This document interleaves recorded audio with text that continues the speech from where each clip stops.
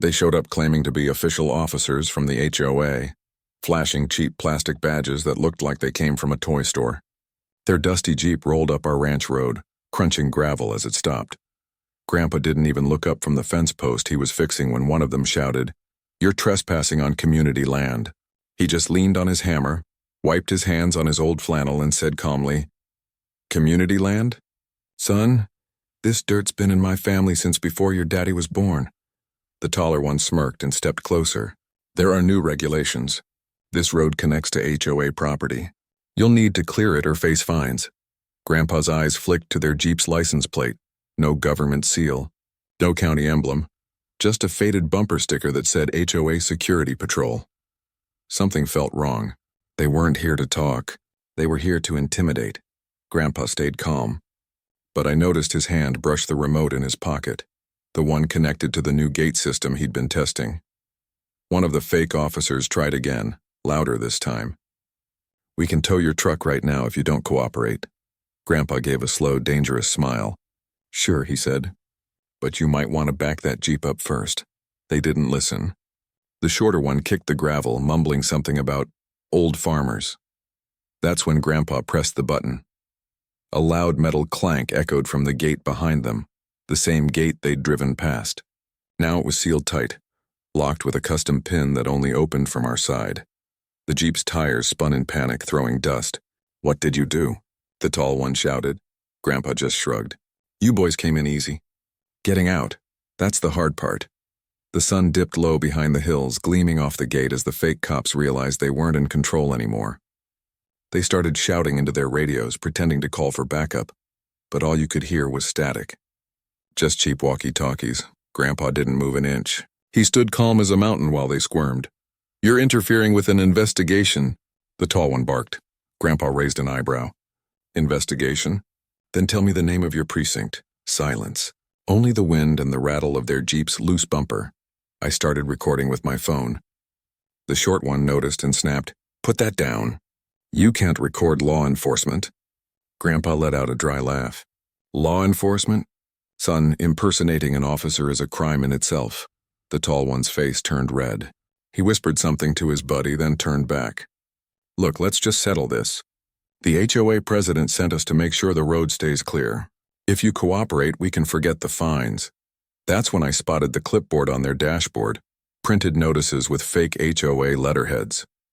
Grandpa motioned for my phone, opened the gallery, and showed them a photo of our official land deed, dated 1949, stamped and signed by the county.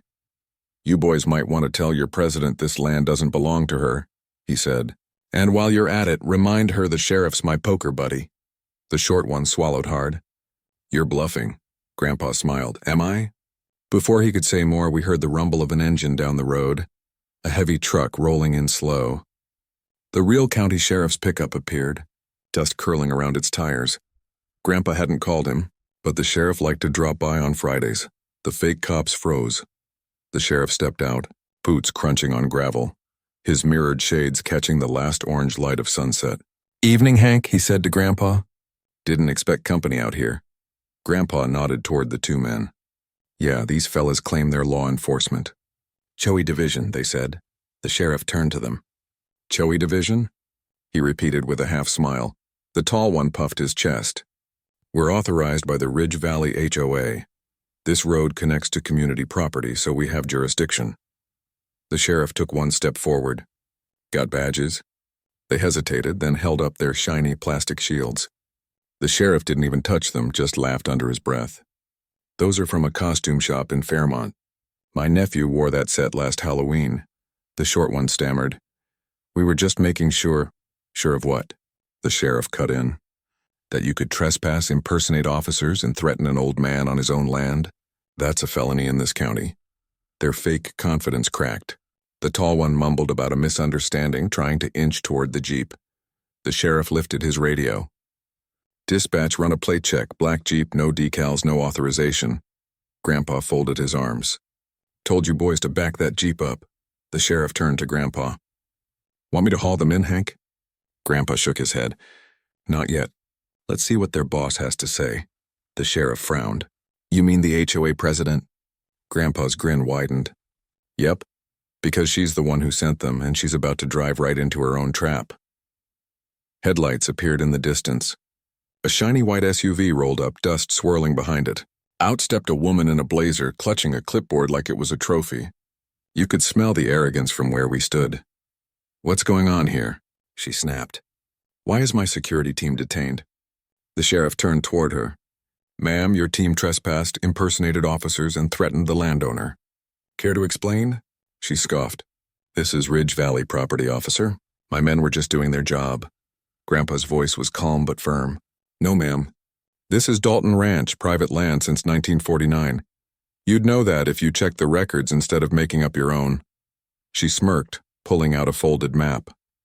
"I have the updated version right here." The sheriff took it, looked once, and whistled. "This isn't an updated map. It's a Photoshop printout with your HOA logo pasted over county seals. Forging documents is a serious offense." Her face went pale.